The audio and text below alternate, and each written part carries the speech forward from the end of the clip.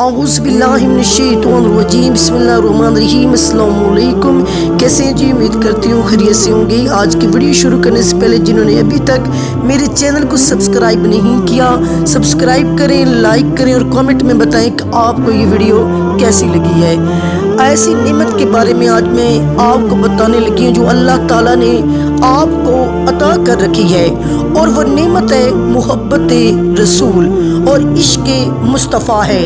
یاد رکھ لیں، محبت انسانی اعمال کا نام نہیں، محبت ایک جذبہ ہے، ایک ولولہ ہے، ایک نفسی قلبی وجدانی کیفیت ہے۔ محبت اچھی چیزوں کے لیے بھی ہو سکتی ہے، بری چیزوں کے لیے بھی ہو سکتی ہے۔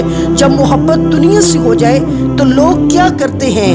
پھر دنیا کو ہر شے پر ترجیح دیتے ہیں، اور جن کی محبت آخرت سے ہو جائے وہ پھر آخرت کو دنیا پر ترجیح دیتے ہیں۔ ان کا سودا بدل جاتا ہے، معیار بدل جاتا ہے۔ اللہ فرماتے ہیں اتنی محبت کرتے ہیں دنیا سے جس طرح محبت کیا جانا اللہ کا حق تھا۔ اللہ فرماتا اگر مجھ سے محبت ہے تو میرے حضور سے محبت کرو۔ مسلمہ کذاب نے جب نبوت کا دعویٰ کیا تو حضور کو خط لکھا کہ آپ میرے ساتھ معاہدہ کر لیں کہ جب تک آپ زندہ ہیں آپ نبی ہیں، جب آپ کا وصال ہو جائے گا تو میں نبی، یا یہ معاہدہ کر لیتے ہیں آدھے عرب کا آپ نبی بن جائیں اور آدھے کا میں نبی بن جاتا ہوں۔ تو نبی پاک نے جواب دیا کہ میں اللہ کا آخری نبی ہوں، اللہ کا رسول ہوں، تو کذاب ہے، جھوٹا ہے۔ حضور نے لکھا کذاب ہے تو۔ جب نبی پاک نے کذاب لکھا نا خط میں تو کون لے جائے گا اس خط کو؟ اور یہ دربار میں بات ہوئی، اور اس دربار میں پہلا بہت سخت تھا، ایک صحابی جو مدینے کی گلیوں میں کھجوریں بیچتا تھا، 11-12 بچوں کا باپ تھا، کون جانے گا، جسمانی طور پہ کمزور تھا۔ جب حضور نے کہا کون جائے گا، فٹافٹ اٹھے، کھجور کھا رہے تھے، کہا حضور کسی اور کی ڈیوٹی نہ لگانا، میں جاؤں گا۔ جب یہ لفظ کہے تو ان کے منہ سے کھجور کے ٹکڑے گرے صحابہ کے چہروں پر، اور ایک صحابی کہنے لگے پہلے کھجور تو کھا لیتے، اور بڑی تجھے جلدی ہے بولنے کی، کہنے لگے میرے کھاتے کھاتے اگر ڈیوٹی کسی اور کی لگ جاتی تو میرا کیا ہوتا۔ حضور سید عالم نے اپنا نیزہ دیا، اپنا گھوڑا دیا۔ صحابہ کہتے ہیں اس طرح وہ نکلا جیسے کوئی جرنیل نکل رہا ہو، اس کا انداز ہی بدل گیا، اس کے طور طریقے بدل گئے، وہ یوں نکلے جیسے کوئی بڑا دلیر آدمی ہو۔ حضور نے بھیجا ہے، انداز ہی بدل گئے، طریقہ ہی بدل گیا۔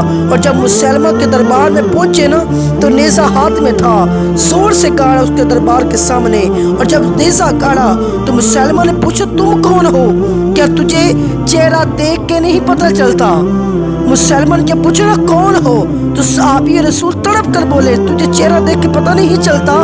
میں رسول اللہ کا نوکر ہوں، ہمارے تو چہرے بتاتے ہیں کہ محمد کے غلام ہیں، تمہیں پتہ نہیں چلا کہ کون ہوں؟ مسلمان نے پوچھا کیسے آئے ہو؟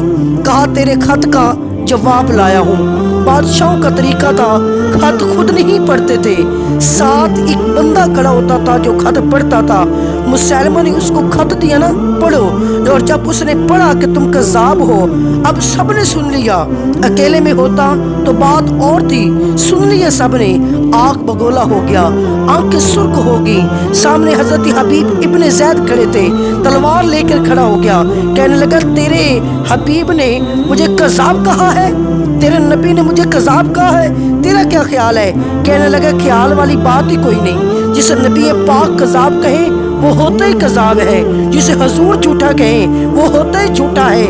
کہا تو 7 سمندروں کا پانی بہا دے اور تیرا جھوٹ دھل نہیں سکتا، تو جھوٹا ہے۔ کہنے لگا پیچھے پلٹ کے دیکھ، سارے میرے پہرے دار کھڑے ہیں اور سپاہی کھڑے ہیں۔ حضرت حبیب فرمانے لگے میرے 12 بچے ہیں، ان میں سے کچھ ایسے ہیں جو دودھ پیتے ہیں، کچھ ایسے جو ابھی چل نہیں سکتے۔ حضرت حبیب نے کہا جب میں رسول اللہ کا پیغام لے کر نکلا تو میں نے پلٹ کر اپنے بچے نہیں دیکھے، تیرے پہرے دار کیسے دیکھتا؟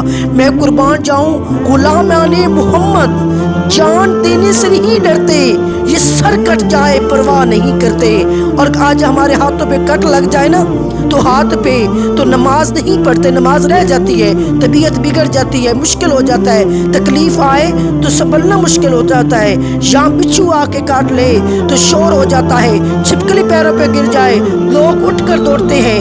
حضرت حبیب ابن زید انصاری کھڑے تھے، انگلی نہیں کٹی، کٹ نہیں لگا، مسلمہ اٹھا، اس نے زور سے تلوار ماری اور بازو کو کاٹ دیا، بازو کٹ کے گر گیا، فوارہ نکلا خون کا، بچھو کاٹے تو سنبھلنا مشکل ہے، تصور کرو بازو کٹ گیا۔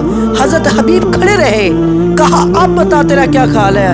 آپ فرمانے لگے تو بڑا بے وقوف ہے، ہمیں آزماتا ہے، ہمیں تو بدر سے لے کے احد تک ساری دنیا آزما چکی ہے، ابھی بھی خیال پوچھتا ہے؟ فرمایا میرا خیال وہی ہے جو میرے رسول نے فرما دیا، خیال وہی ہے جو نبی پاک نے کہہ دیا۔